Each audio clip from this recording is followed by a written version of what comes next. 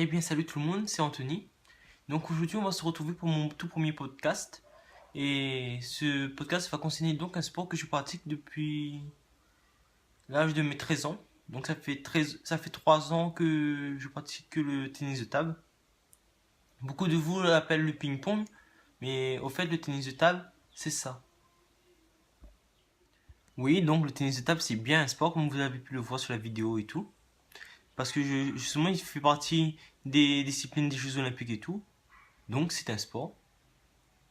Et croyez-moi, quand vous rentrez d'une séance d'entraînement, vous êtes crevé et votre t-shirt il est trempé à mort quoi. Donc pour la suite de la vidéo, je vais parler un peu de tout ce qui englobe le tennis de table. Donc pour commencer, le matériel. Donc tout le monde, tous les pongistes connaissent un peu les sites un peu comme Worksport et tout. Donc moi je vais vous montrer que par exemple il y a des conversations que vous pouvez avoir par exemple à l'école et tout. Sur le sport, on va vous dire par exemple entre le tennis et le tennis de table, l'équipement, lequel de ces sports coûte le plus cher pour s'équiper? Tout le monde va répondre le tennis. Ils vont vous dire qu'il y a des raquettes à 160 euros et que au tennis de table, une raquette c'est 10 euros.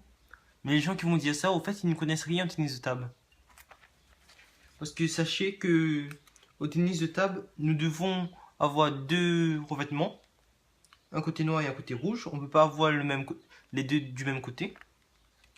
En fait, je suis en train de chercher un exemple clair et net. Voilà. Par exemple, dans ce catalogue de tennis de table, vous pouvez voir un peu les prix. Il y a des bois, juste le bois qui coûte 159 euros.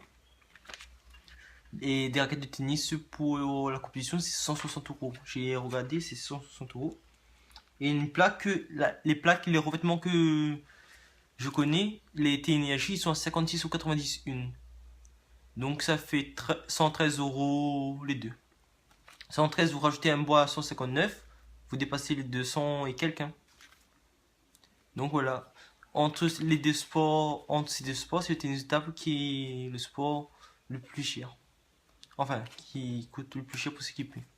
Comme dans toutes les disciplines, il est conseillé de commencer le sport le plus tôt possible. Donc je vais vous montrer un extrait des jeunes enfants qui jouent au tennis de table. Pour la plupart, ce sont des Chinois et des Japonais. Vous allez m'en dire des nouvelles.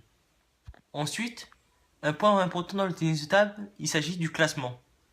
Donc nous en France, le classement, quand on est débutant, nous commençons en étant classé 5. Et le meilleur classement, donc c'est à partir quand nous sommes 20. Et à partir de ce moment-là, après 20, nous serons numérotés. Numérotés 900 meilleurs joueurs français, numérotés 500 meilleurs joueurs français et tout. Les professionnels sont environ dans les 200 et tout. Français. Donc, et donc pour monter dans le classement, il suffit de gagner des matchs. Si vous gagnez, il y a un barème sur le site de la Fédération française que je vous mettrai dans la description pour faire un peu de pub. Si vous battez quelqu'un de votre niveau, vous gagnerez tant de points. Si vous battez quelqu'un d'un classement qui est au-dessus du vote, ça s'appelle une perf et vous gagnerez donc beaucoup plus de points. A contrario, si vous perdez contre quelqu'un du même classement que vous, vous perdrez tant.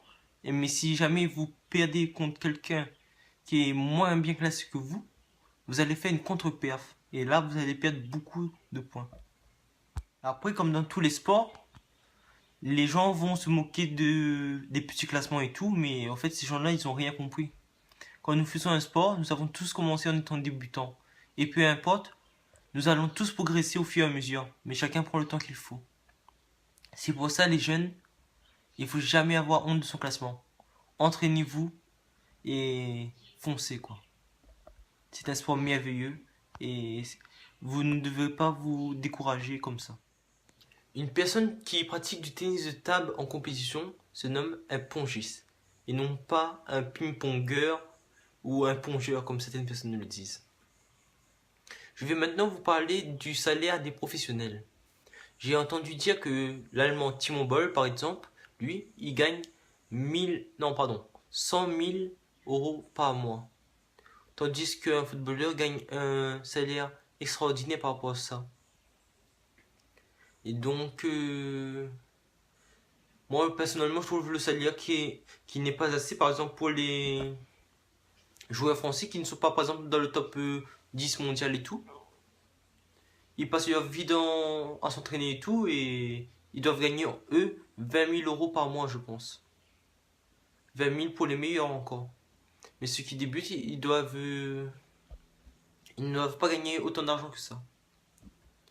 Donc, un petit point sur le matériel. Au niveau des revêtements, il existe plusieurs sortes de revêtements. Les backside, que la plupart des personnes utilisent, sont des revêtements normaux. Ensuite, nous avons les picots. Je vous mettrai tout de suite après une photo, les picots et les softs. En fait, les picots, la différence, c'est que les effets vont être inversés. Je m'explique bien. Quand je vais couper la balle elle va revenir lifter. Et au contraire, quand je vais frotter sur la balle va revenir coupée. Donc c'est à vous de vous sortir contre ce genre de personnes et tout. Moi personnellement, je n'aime pas trop jouer les personnes qui utilisent ce genre de trucs, ce genre de revêtements. Je suis comme ça, j'arrive pas pour l'instant. Quand je vais progresser, peut-être que je n'aurai plus de problème. Une autre chose concernant la technique, dans le tennis de table, ce qui est essentiel, c'est que vous fléchissez sur vos jambes. Moi, ce n'est pas du tout mon cas. Quand je joue, je reste plutôt droit comme un bâton, mais je m'efforce justement à fléchir. Et si vous êtes dans mon cas, je vous conseille vivement de vous muscler les jambes et surtout de vous forcer aussi à fléchir. Et comment ne pas vous parler justement de nous les joueurs, de notre façon d'être en compétition. En compétition, quand un pongiste marque un point, il va crier pour exprimer sa joie. Il va crier genre tcho, tcholé, et tout comme ça. Allez, hein. Il va s'encourager et ça va lui donner de la force pour jouer. Et aussi, si vous avez regardé une fois du tennis de table, une compétition de tennis de table à la télévision, vous aurez souvent remarqué que les joueurs, ils viennent à la table, ils vont essuyer leurs mains au filet. Et beaucoup de personnes se posent la question donc pourquoi ils font ça. Ben, tout simplement, il s'agit pour eux d'enlever la transpiration et en même temps ils en profitent pour regarder l'adversaire droit dans les yeux pour essayer de le déconcentrer et etc. Qu'est-ce qui fait rager un pongiste? Ben, pendant le jeu, c'est pendant les règles du jeu, il y a justement le fait de faire un filet. Que la balle touche le filet et qu'on puisse pas la remettre. Ça, c'est un coup de chance. Mais ça fait rager. Ça dépend vers où on est dans le match. Par exemple, quand c'est serré dans les sets et tout. Et idem pour les rebords. Les rebords et tout, c'est de la chance. Vous marquez le point. Mais des fois, les gens ils peuvent être tranquilles et tout. Mais quand vous êtes par exemple à la belle, VA 8 et tout, ben vous gagnez deux fois des points comme ça. Je peux vous dire que ça fait chier la personne d'en face. Pour ceux qui ne connaissent pas, le tennis de table, maintenant, ça se joue en 3 sets de 11 points. Au niveau des joueurs, je reprends dessus. Il y en a qui vont crier pour rien. Il y en a qui mettent beaucoup de temps à sévir. Et ça, c'est super chiant. Surtout quand ils prennent énormément de temps pour sévir, mais qu'au final, ils vont foutre de la merde. Ils prennent environ 30 secondes. Ils s'essuient la main sur le short, regardent bien l'adversaire, ils s'outillent tout. Et en fait, ils vont sévir et ils vont faire une faute. Nous, on s'en fout en compétition. On gagne nos points. Mais franchement, c'est pitoyable de voir des gens comme ça. Pour ma part, bah, je pense avoir fait le tour de tout ce qui concerne le tennis de table. Peut-être que j'oublie quelque chose et tout, mais vu le temps que je prends à faire la vidéo, je pense que pour aujourd'hui ce sera bon. Je vous remercie donc à tous d'avoir regardé ma vidéo. Et j'espère que ma vidéo vous aura apporté une nouvelle vision du tennis de table, qui est un sport non médiatisé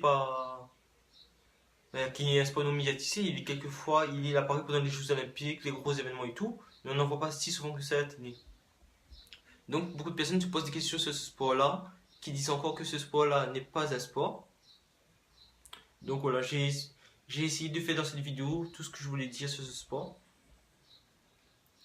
Et les jeunes et tout, je vous dis encore de foncer et de ne rien lâcher dans le tennis de table. Car c'est un sport magnifique. J'espère que cette vidéo vous aura plu encore une fois.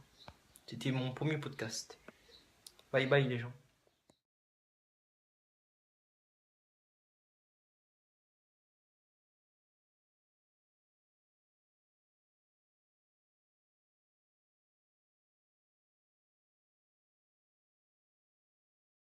頑張れって頑張れってあの日言ってくれた言葉で頑張ろうって頑張ろうって今でも強く思えるよ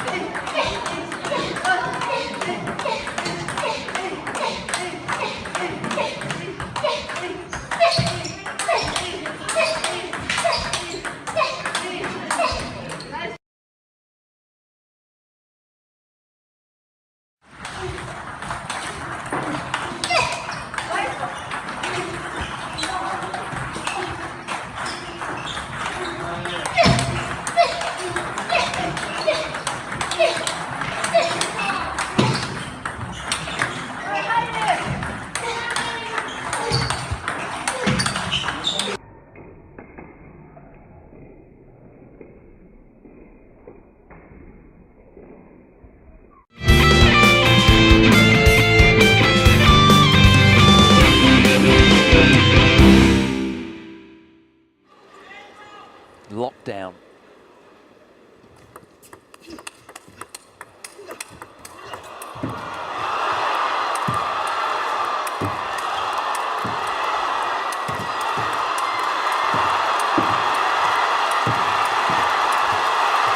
I don't believe that. Outrageous table tennis from both. The point of the championship right there. On their feet. I thought we had the best point of the day earlier. That had to be the best point. I don't know how many shots that was. What a point that would have been to win the championship win. It gives game point to Fang Bo. Both players taking their time, I'm sure, to get their breath back. That was an absolute lungbuster.